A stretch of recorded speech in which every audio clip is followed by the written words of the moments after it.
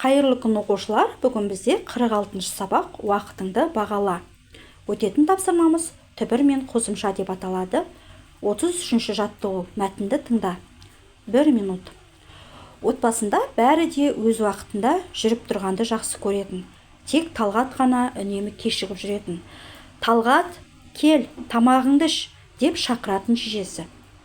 Қазір 1 минуттан кейін барамын деп Талғат кітабын оқи беретін. Бұл оның әдеттегі жауап еді. Ылғи осылай дейтін. Бір күні мектепте шаңғы жарысы өтті. Талғат шаңғыны жақсы тебетін, бірақ ол жеңімпаз болған жоқ. Оның жолдасы 1 минутқа озып келді. Талғат екінші орын алып, үйге көңілсіз болып қайтты.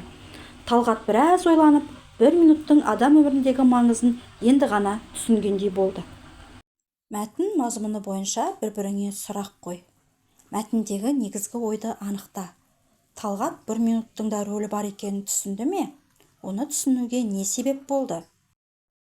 Бұл мәтін бойынша 2 сұрақ қоюға болады. Бірінші сұрақ, Талғаттың үнемі айтатын жауабы қандай?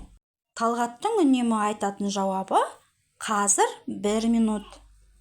Талғат уақыттың қадірін өзінің жолдасы 1 минутқа озып, жеңімпаз болғаннан кейін түсінді. Мәтіндегі негізгі ой уақыттың қадірі. Талғатқа уақыттың қадірін түсінуіне жолдасының жеңімпаз болуы себеп болды.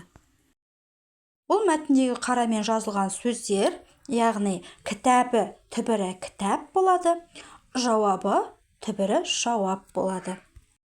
Қосымша жалғанғанда кейбір түбір сөздердің жазылуы өзгереді. Мысалы, кітап кітабы, парақ парағы, әріп әрпі, халық халқы. Суреттегі сөздерді жұптастырып жаз.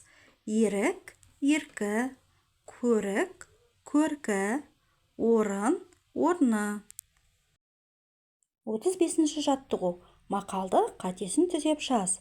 Ел көрікі мал, өзен көрікі тал деп жазылған екен. Ал дұрыс жауабы ел көрікі мал, өзен көрікі тал деп жазылады.